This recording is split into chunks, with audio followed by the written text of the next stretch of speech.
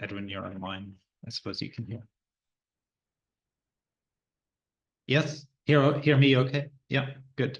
Can you hear me now? Yes, we can hear you too. Cool. Okay, fantastic. Well, it gives me great pleasure to introduce Edwin Evans-Thirwell, who is a critic, author, poet, and reporter whose journalism has appeared in The Guardian, The Mirror, Edge magazine, and Vice. He studied English literature at the University of Cambridge and King's College, University of London, and is completing a practice-based PhD in poetry at Royal Holloway. His verse, fiction, and textual experiments have appeared in publications such as Agenda, Zoomorphic, Brittle Star, and Antiphon. And I have to admit, I don't know what any of those are. He is currently news editor at specialty gaming blog Rock Paper Shotgun, which is where I came across his work, having been a reader of that publication for quite some time. And so I was struck by some of Edwin's comments on the tension between history and historicizing in video games, and thought that this is a person with some things to say. So let's hear them. Thank you, Edwin. Hello, thank you for having me. And yeah, those poetry or literary publications, I have a terrible feeling that they all don't exist anymore, because this is sort of the way of a lot of these presses. They're kind of like, at their best, like mayflies. They go under so fast. But yes, thank you very much for the introduction. I'll expand a bit maybe on my background. So first of all, you can see my slides okay? I think everything's working all right. Yeah, good. So yeah, I'm a bit of a mixture. I make a living as a video game journalist and a critic. I'm responsible for day-to-day news coverage at Rock Paper Shotgun, but I also write reviews and feature-length criticism and carry out longer investigations when I find time. I'm a PhD student at Royal Holloway, as you said, and my practice-based thesis is an investigation of the Voyager probes and NASA's golden record. And to give you like a very quick snapshot, I kind of use erasure techniques and found text recombination and performance to critique these old space probes and interstellar archives of human data. And finally, I write and make the game type things and procedural text generators. Another quick snapshot, I'm currently working on a deck of poetry cards that are sort of loosely inspired by the puzzle box from Clive Barker's Hellraiser movies, if you're familiar with those, but perhaps a bit less salacious, a bit more boring. So one thing you might notice from all that is that I have no direct research experience in either archaeology or digital archaeology. I've written things that correspond to some of the research considerations of this field as I understand them, but not very knowingly. Now, my title for this talk, Poeticising History Through the Tricks, History, Hackwork and Pecularity of Video Games, is perhaps a bit of a jumble of hints. On reflection, I'd perhaps like to propose a different one that follows the journalistic principle that it's best to start any investigation with a simple question. So in this case, the question is just, what do I think an archaeologist is, based on my possibly adjacent research and my very thin definition of archaeology as the analysis of material culture. Hang on, how do I get it to switch over? Sorry, bear with me.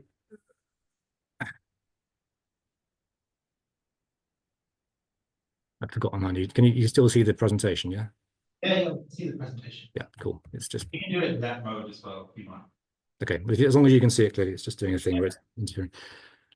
So yeah, what do I think an archaeologist is, based on knowing very little about archaeology directly and kind of piecing together things from my own work? And I'm going to explore this question through 4 games that I've written about for Rock Paper Shotgun and other places. And my hope is to both kind of maybe introduce you to some games that you're less familiar with or don't know, or draw out some unfamiliar aspects of games you know well, whilst also fleshing out some kind of shameless pseudo-archaeological practices that so you can take away and maybe do more intelligent things with. So let's dive in. So archaeology is swimming. So this game here is Water Level Blue Exploration, which is from New York City-based game designer Hatim Ben-Sain, and I've probably mispronounced their name. It's a free downloadable experimental game which is inspired by a PlayStation 1 game from 1998, which was called Blue Legend of Water, and which only came out in Japan. So in that game, in the original Legend of Water, you are basically you're a girl swimming through alien ruins with your dolphin friend. It's kind of a 3D underwater exploration game. But in this rework, that game has become a game about games from different eras swimming through each other. So you have levels from the original Legend of Water, and they appear within the game by emulation, but they're kind of deferred and molten, and they're spliced with other media to the point that you can't really call this emulation. So you can see the older PS1 game is kind of like there on a screen within the screen, and that screen within the screen then kind of zooms and blurs, and it kind of tilts and dissolves and reappears as you play. The experience also embraces what you would call, might otherwise call errors or technical limitations. You can kind of no-clip through surfaces into this larger enclosing world, which is sort of aquatic and virtual and sort of like a mixture of signifiers.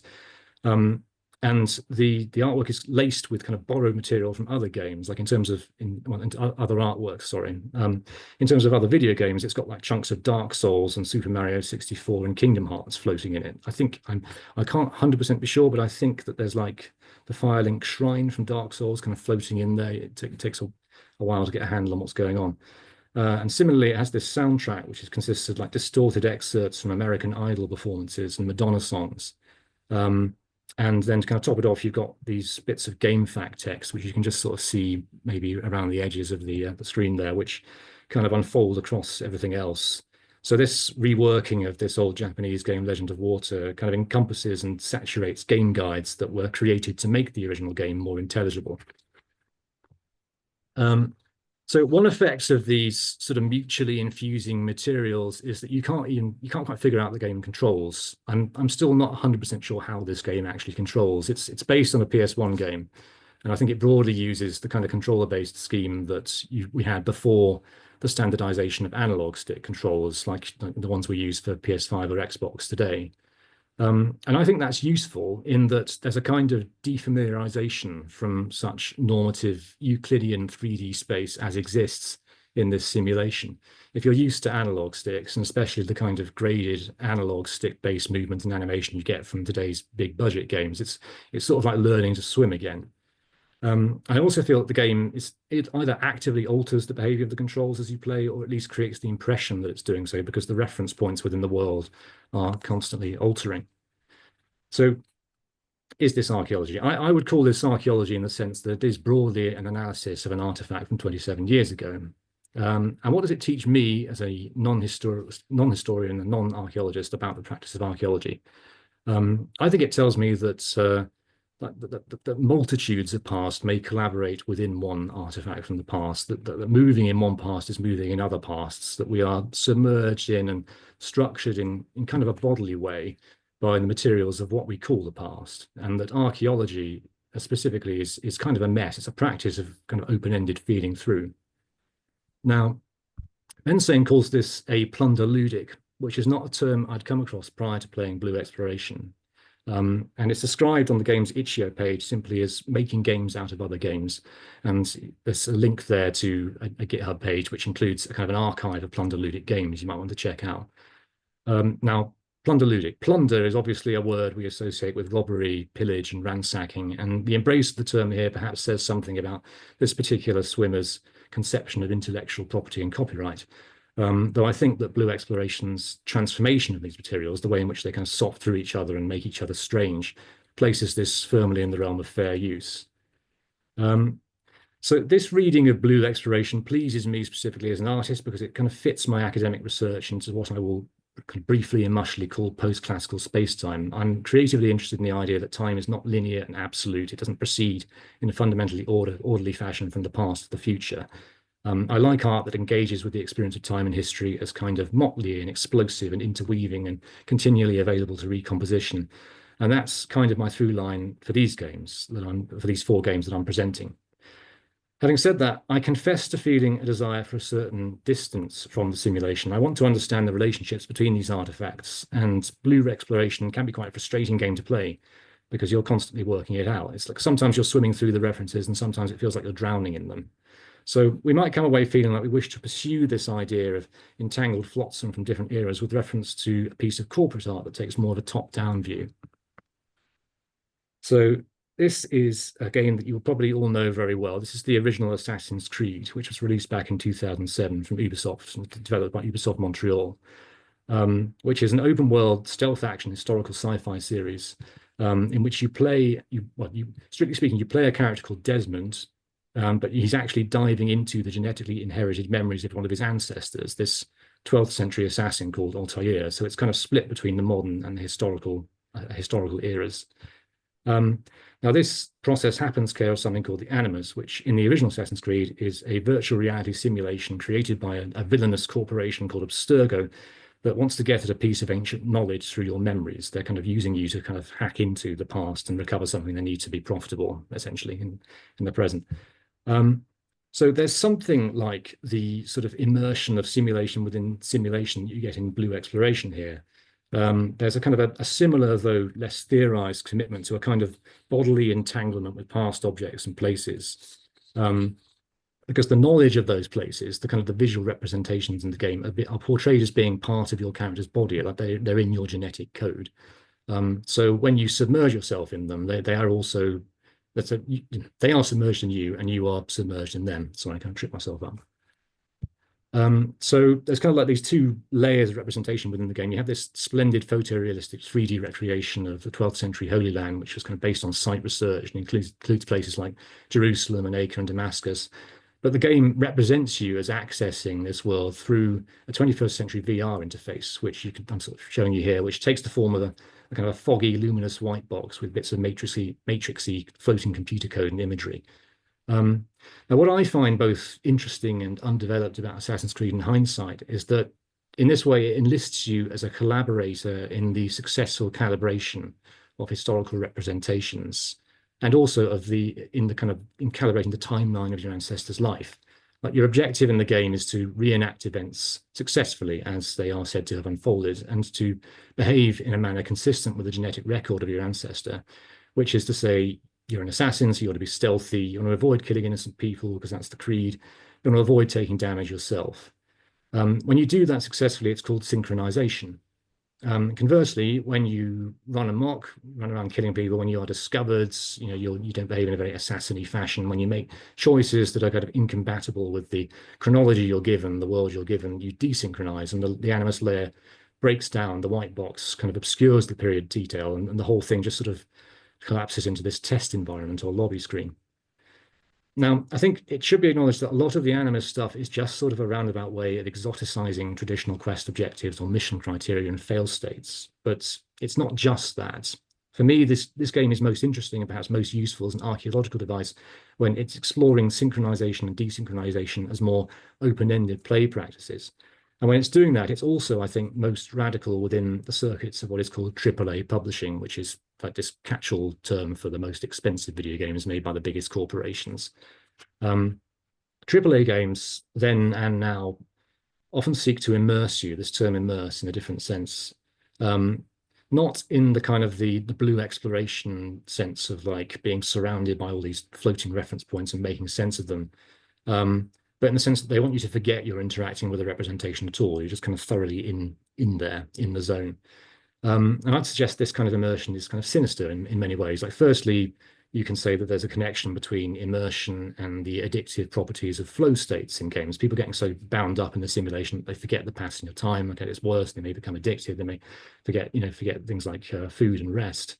But it's also sinister, I think, when it comes to portraying the past as though the act of portraying the past were just kind of like an apolitical fetch quest to recover neutral and given objects and arrange them in exactly one correct way.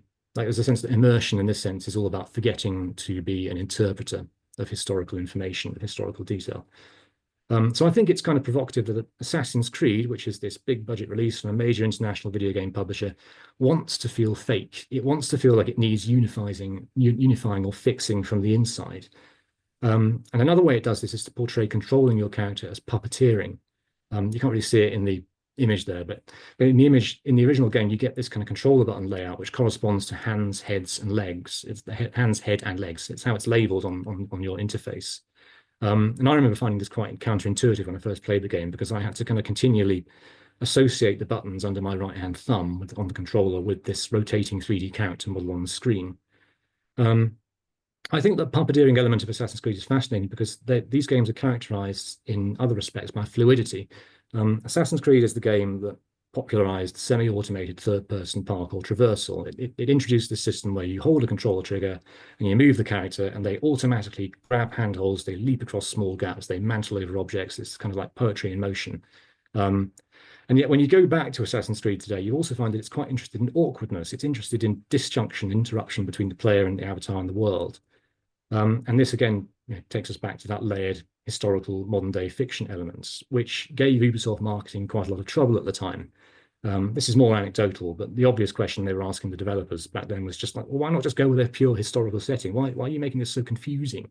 How are we supposed to communicate this weird mix of things cleanly to the audience? The awkwardness of the historical modern day splits actually has an antagonistic quality because, again, like within the plot of Assassin's Creed, the Animus is the work of this evil corporation, Abstergo, who are sort of plundering the secrets of the past to enrich themselves. So there's a sense that desynchronizing is actually what you should be doing in the game. And that antagonism also extends to Ubisoft because, again, the Animus layer is in some ways just this exotic way of portraying the more generic aspects of the design. So when you desynchronize from the Animus, you are rejecting not just Abstergo, this fictional evil corporation, but you're also rejecting the game's own developers.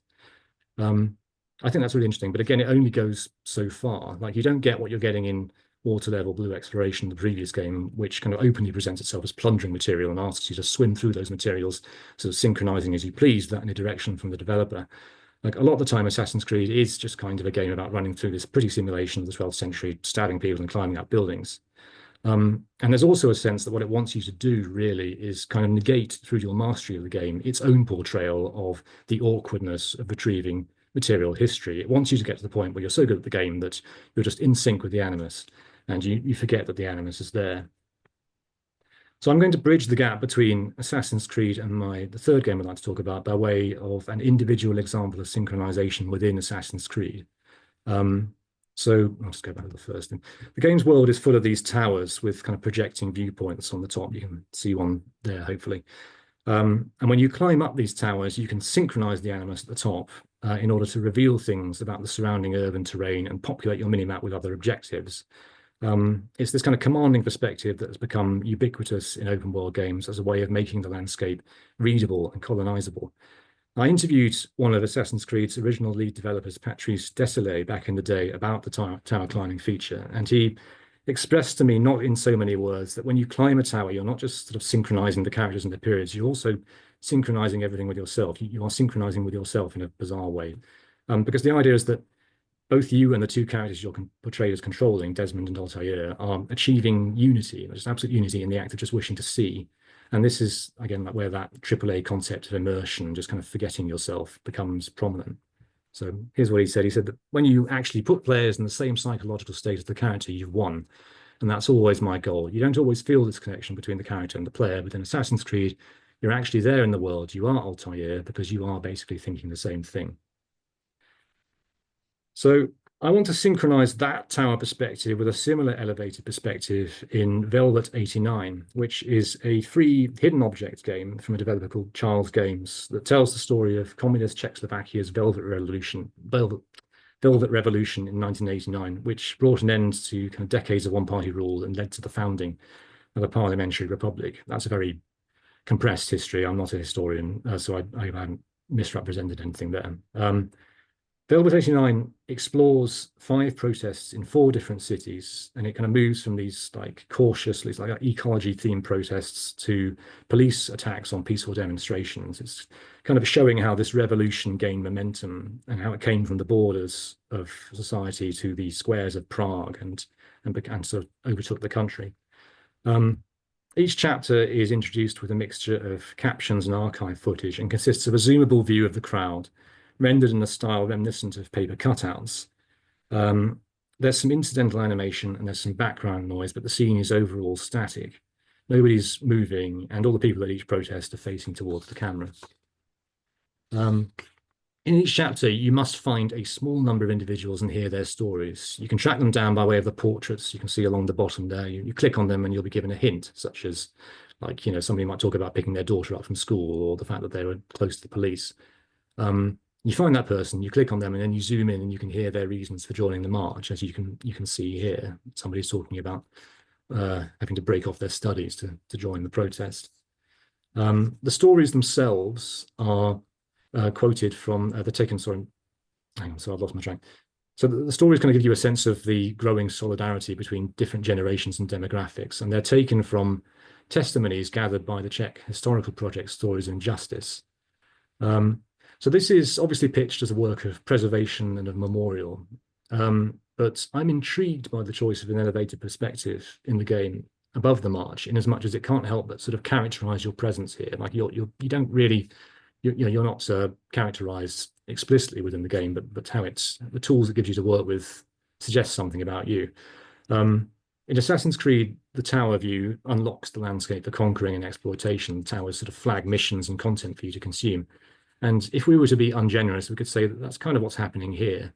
Like there's this fact that everybody is looking up at you. It's as though you were some powerful local figure, perhaps a governor, perhaps a police chief with a loudhailer who has appeared on the balcony to address the citizens. It's an expression of your power over them. And that's especially persuasive, perhaps, when you consider that the illustrations tend to place you outside the lines of the police. You're very much, you're not in there with the protesters. You're looking in from the perspective of something like a police chief again. And the police seem to be doing something like kettling in UK police, and you can see they're kind of pressing the protesters together and containing them. And there's a sense that the perspective is kind of complicit in the police containment, because whether due to the lack of resources for the developer or just out of the desire for clarity, the game kind of edits out the movement of people during protest marches, the way that the mood surges and falls away, and the shifting proximity between protesters and police. So everybody is facing you in Velvet 89, but as you can hopefully see, nobody has a face. And so there's this kind of transformation of these crowds of individuals and their testimonies into mobs that consist of interchangeable protesters. And that quote that you can hopefully see on the screen there is sort of revealing, in the sense that Libor, the person speaking, is just referred to as a dissident. It's all quite sort of taxonomical in a sinister way.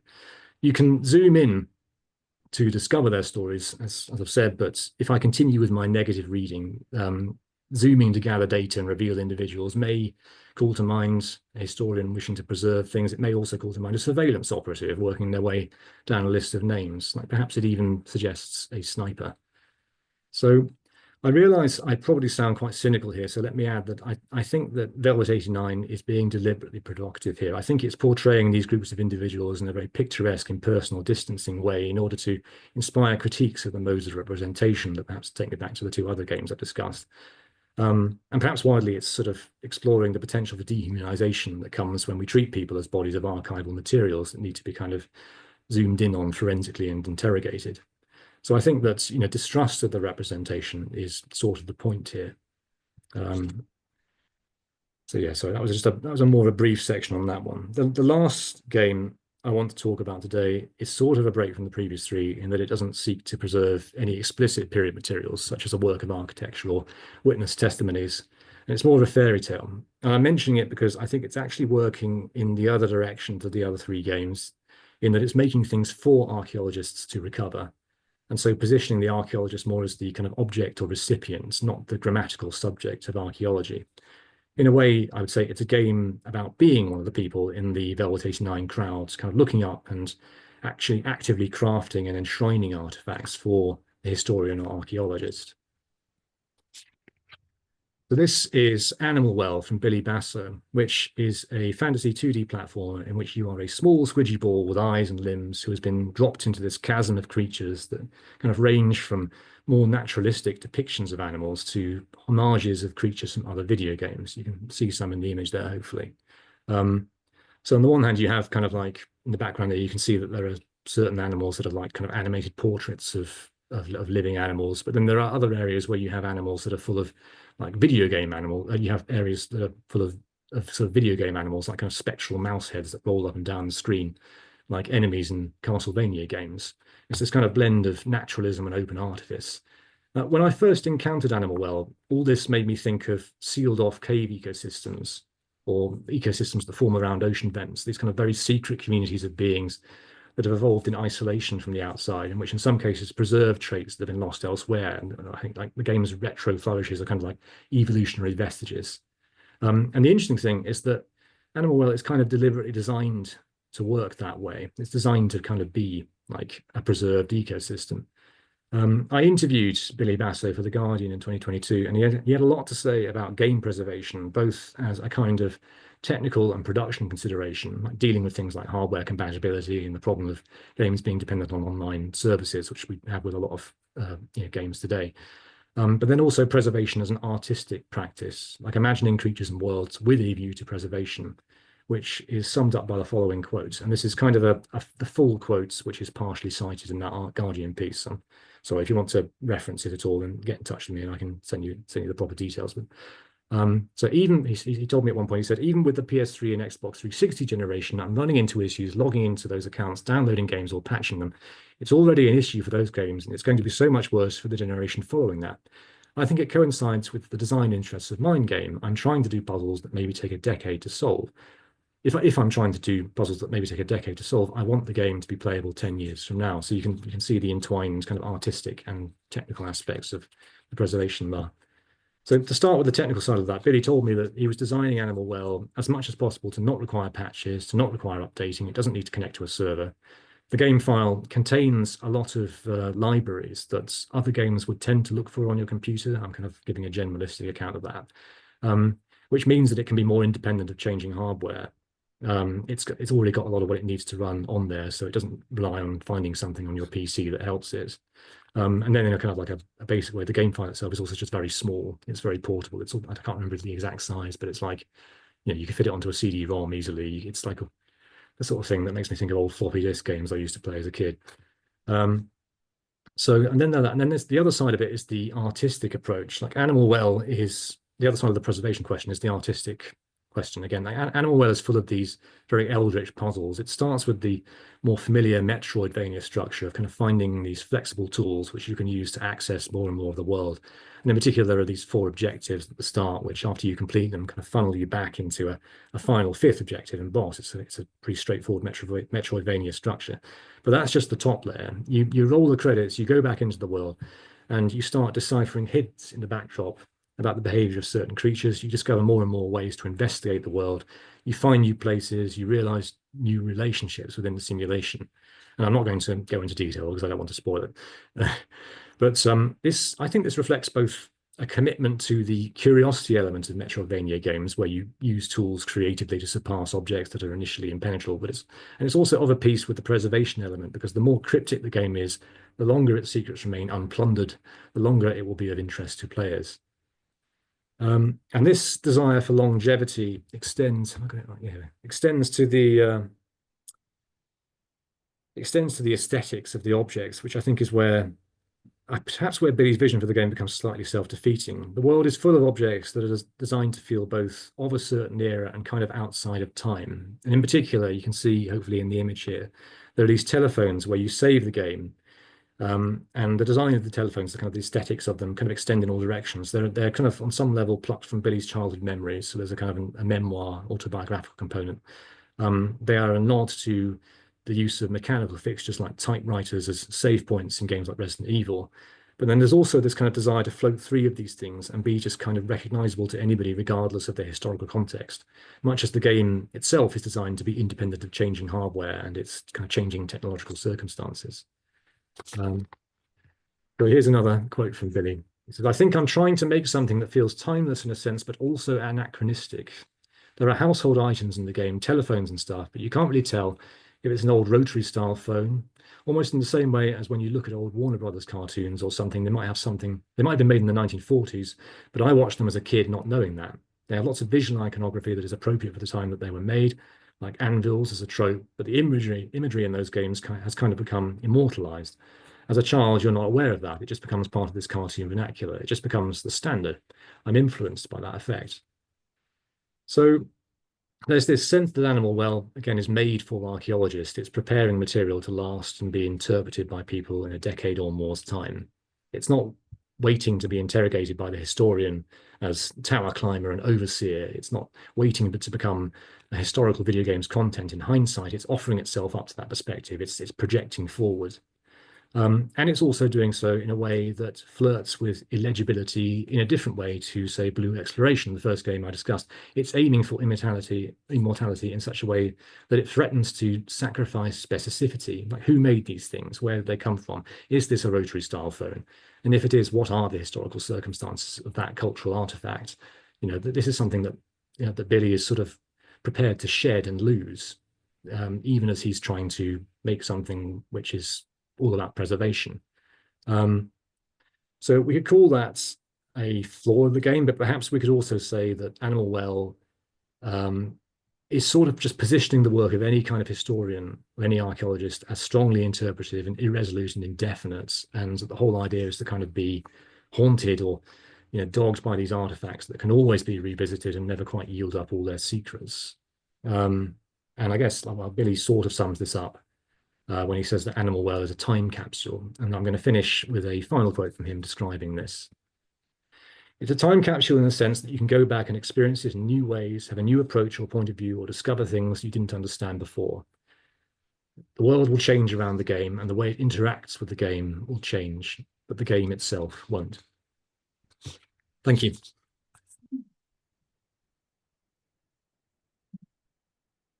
That was great. I think you have a better understanding of archaeology than most archaeologists. Are there any questions, either online or in the room? Just trying to gather my thoughts. No, It's a great talk. It's a really great talk. Thank you. I know Animal Well has been on my list for ages, and I just haven't gotten around to it. But from that, I see that there's no hurry. I mean, there's no rush to get to that. I mean, there's kind of a, like, I remember publishing that article and sort of spreading that idea around, and a lot of people just saying, yeah, give it 24 hours, people will have, solved every single thing in that game. And I think the other thing I forgot to mention is that he made sure to encrypt quite a lot of it. He was very concerned that it wouldn't just get downloaded and kind of like all the secrets would be data mined. And I think there are certain puzzles that involve collaboration between players. So he's rendering it uncrackable by saying you have to kind of have another person involved. Yeah, I don't want to go into, especially if you haven't played it. I don't want to go into details in case that I spoil things. Yeah. Yeah, thank you. That was an absolutely wonderful talk, and I actually just want you to maybe get your transcript and then publish it immediately, so I'm excited because it's incredible. The insights are really, really wonderful here. Well, I know you're about to say, but were you going to publish this on RPS, some version of it? I will definitely use it as the basis for something on RPS, just because it's you have to be as efficient as you can. But equally, it can exist there, and then the transcript can be a different piece, and I wouldn't publish it as is. It's kind of a jumble of ideas, I think, at the moment.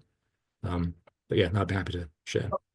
It was really fun to hear, and it's funny because we've actually kind of banned our students from using Assassin's Creed because a lot of people have kind of rehashed a lot of things, but you brought so many really interesting and very singular insights to it. I mean, obviously, this is your expertise among other things, and I was really interested in the ways that the synchronicity works, and as an archaeologist, I'm very interested in what we call kind of interstitial spaces, where you're not really in.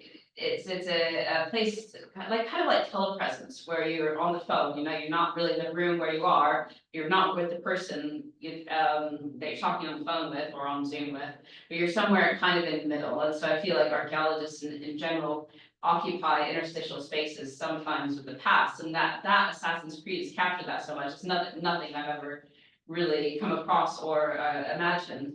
But I also really wanted to ask, I can talk about skeuomorphism as well, that's James. But so as archaeologists, we're very small and very kind of, I guess, obscure discipline. We don't like to think of ourselves as such, but we are continually trying to give people an understanding of archaeology and archaeological concepts that is not just the Wikipedia skim, right? And so we understand that Wikipedia is probably the best place where we can do outreach or put archaeological data. But are there any meaningful bridges you could think that we could build that would actually allow access between, say, critics, game developers, anyone? Because we're open for business. We really want to talk to people about archaeology all the time, but we are very rarely, besides the AAA games that you talk about, consulted or even really referenced within the kind of the game development community. It's a tricky one because I think, I mean, a lot of my impression is that certainly like a lot of the bigger developers, the blockbuster studios, they're kind of working with an idea of historical fiction, which positions archaeology as very much like just show up and give us all the details, you know, give us all the kind of the empirical findings that we can just slot into our world and like build, you know, FPS missions around or whatever. That's being very reductive of what they do. But that's, yeah, I think there's a kind of a sense that I'm trying to think how I would say it. There isn't necessarily an understanding that archaeology is a kind of a creative, active, sort of moving practice. Um, and so I don't know. I mean, there are games that, I mean, I don't know. There's probably I'm sure that you'll have come across and studied and talked about every game that I could name. But I think about things like Heaven's Vault. If you've come across that, the Inkle game, which is a you know, kind of like encapsulates history and archaeology as practices within this sort of cosmic vision of solar systems linked by rivers, and explores sort of translation, the recovery of an old language through um, the unfolding of a mystery involving a woman and her robot friend and a bunch of other things. And I think I guess I'd be interested to kind of like see pitches. I mean, I wonder if there's been an audience for pitches for archaeology themed games that are not that kind of historical fiction, um, and also aren't the kind of the archaeologist as hero trope that you have in Indiana Jones and, you know, Tomb Raider to some extent, where it's, you know, very much, you know, oh, here's an ancient Aztec head. I'm going to stick it on this plinth and get some gold or whatever, and I'm going to get in a gunfight. And I'm more kind of, I mean, I really like how water level blue exploration works with swimming as a practice. Yeah, I need to kind of go and do some more reading on plunder ludics, because yeah, I feel like plunder is an interesting verb to situate here, as I've said in archaeological terms. Yeah, definitely. Just on your earlier point about how AAA developers have used archaeologists, there was an anecdote I heard a long time ago, I don't know if it's true, where the developers of Assassin's Creed Unity got in a historian, and he prepared like a day of lectures and things to show them, but all they really wanted to know was whether Robespierre would wear a wristwatch. I mean, it's that sort of, like, you know, he was trying to like teach them about it, but they only wanted to know the surface details that they could put into the game, as you say. I mean, it's really, I'm always interested in the kind of the weirdness that comes when, I mean, like a lot of these studios necessarily, because they've got a business model to work within, they come with a fixed idea of what the game's world should be, what the, you know, the player bird should be, and they have to obviously find a way to translate the history into that. And while that's, you know, reductive in some of those we talked about, there's also this wonderful uncanniness you get when it doesn't quite fit. Like I mentioned this in a preview recently, there's a game called Atom Fall, which is set in 1960s Lake District. I think it's Cumberland, possibly. It's essentially inspired by a nuclear disaster, which they've upgraded into a kind of like a full-on paranormal event for the purposes of the story. And I played it at it's not out yet. I played it at a preview event, and what struck me about it was just this kind of the fact that if I kind of like half closed my eyes, I just felt like I was playing Far Cry, because the kind of the way in which the geology, the geography works, the way in which the sight lines flow, you know, the kind of the placing of landmarks and viewpoints is just something that's of a piece with any number of sort of open worldy first person shooters with a kind of a stealth element from many years. But then in amongst all that, it has all these sort of gobbets of attempts to look like 1960s Lake District. You've got particular signs, you've got particular sort of cathedrals. There are things that I was trying to work out if one particular bridge had been built by Brunel. I'm not sure if he ever did anything up there. And in particular, when you look beyond the world, you see much more a kind of a recreation of the landscape, which is much more familiar from, you know, my own walking in the Lake District, and also from, you know, from documentary materials. And it's just sort of haunting this play space you're in, which is like this kind of bizarre Frankenstein-y thing, which is not quite one thing and not quite the other. So maybe that's somewhere that people could start. That'd be another place to start thinking about alternative uses of archaeology within games. Maybe that sort of sense of uncanniness.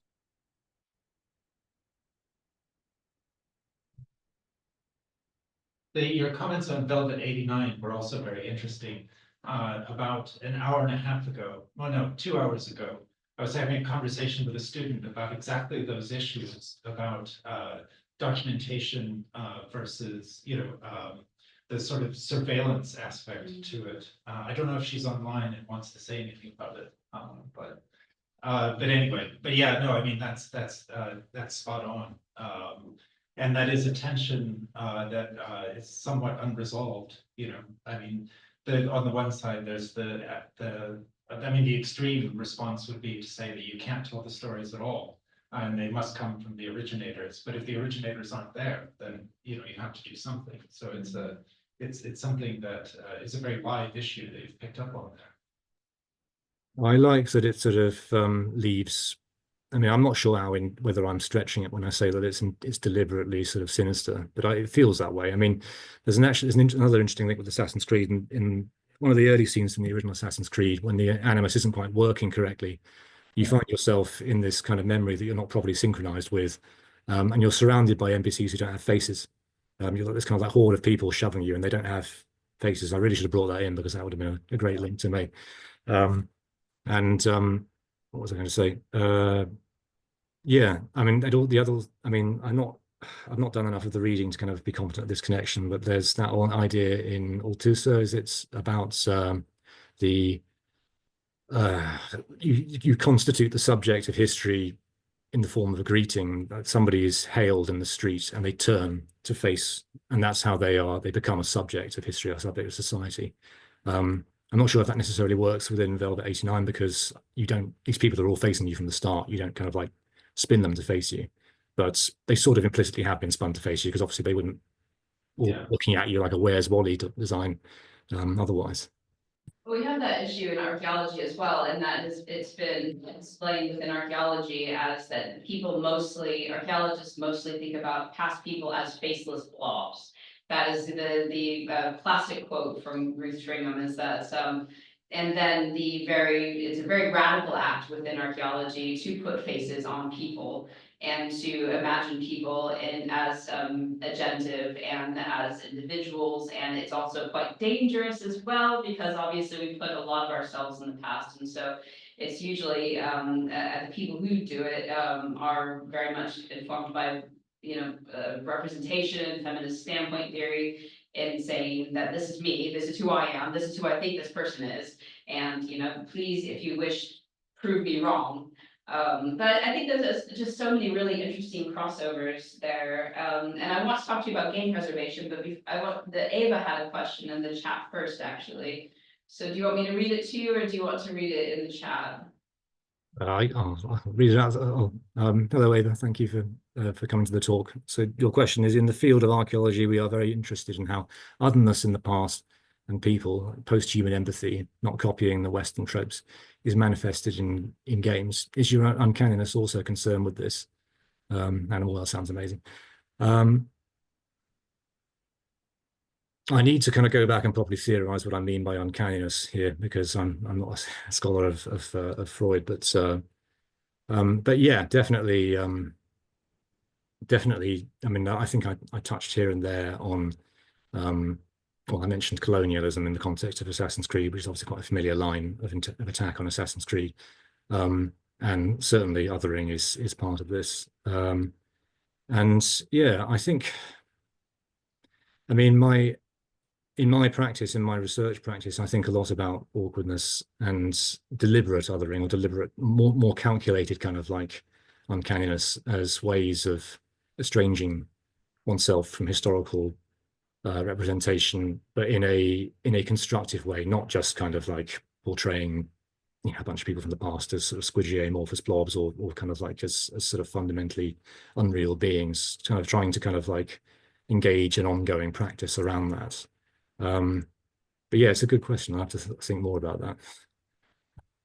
Sometimes I think it's breaks in presence is what we find really useful in archaeology, especially digital archaeology, and doing kind of virtual reconstructions, because it does highlight, as you say, the unrealness or the uncanniness. And so there's definitely some really productive and interesting vision that I'm happy that you're leaning into.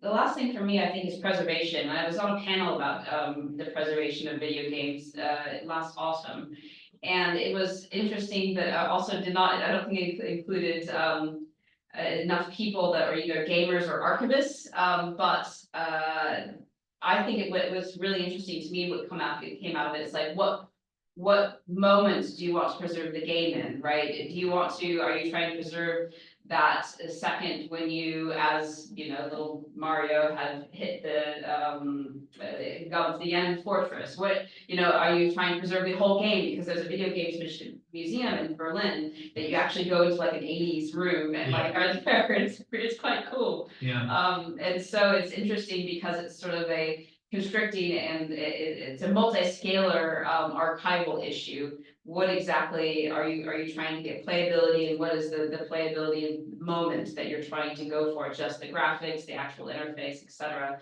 So I was just wondering if you had any more like what should we be preserving from these video games? I think it's an interesting one. I hadn't really thought about preservation as sort of preserving specific moments or kind of like, you know, the sort of sensibilities within those games. I mean, honestly, the kind of the immediate and not constructive connection that it occurs to me is Microsoft has recently announced something called Project News, I think it is, which is essentially they've pitched it's like an AI technology, and it's pitched as being one answer to game preservation, where essentially rather than like preserving a game and making it compatible with different generations of technology and ensuring your back catalogue remains playable, you instead have an AI that hallucinates that game for you to play again, hallucinates what it felt like, and captures the, as you sort of said, that in a more twisted way, the kind of the, you know, the those moments, like how it feels for Mario's head to hit a block. Yeah, I think that, I mean, I'm not a fan of AI, of generative AI, you know, which is obviously a big umbrella term for all sorts of reasons. Having said that, I like your framing of the kind of the preserving moments, and I guess, I mean, I think that preservation should always just be about maintaining an archive of texts and technologies that support them, and you know, around that, obviously, it's has a wider sort of social, cultural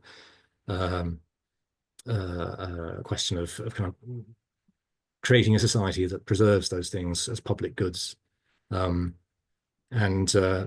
But in terms of like preserving moments, I really like the idea of investigating games through other artworks. So when obviously I work in poetry, and I think about how I translate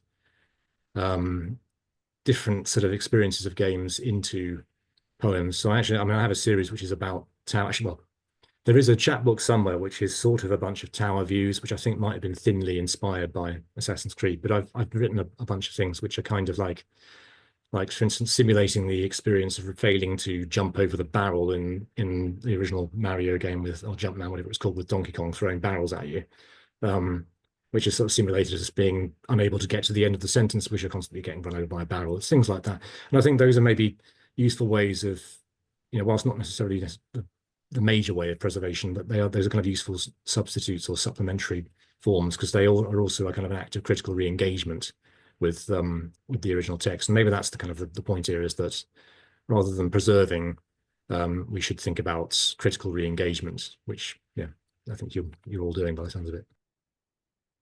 And yet, as an archaeologist, all I can think is like that poem might be the only thing we ever find of the game. Yeah, exactly. So like, what do we know about the game exactly. through the poem? It should be really interesting, Exactly. but anyway. Yeah, exactly. That would be the more typical case. Yeah.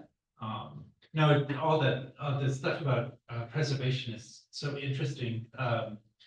About 20 years ago, I went to a one-day conference at the Guggenheim in New York about preserving conceptual artwork, like Felix Torres, the 175 tons of candy. Like, you can't preserve 175 tons of candy. So like, how do you, if someone were to buy the artwork, what did they actually buy? You know, like an A4 sheet that just says obtain 175 tons of candy. But I mean, my point is that a lot of these issues have been thought of in other domains as well, and not solved, but just thought of, you know. So, so I didn't really have a point. I just wanted to talk about candy. Candy's great. And on that, I think. Yeah, but thank you so much. This was super interesting, and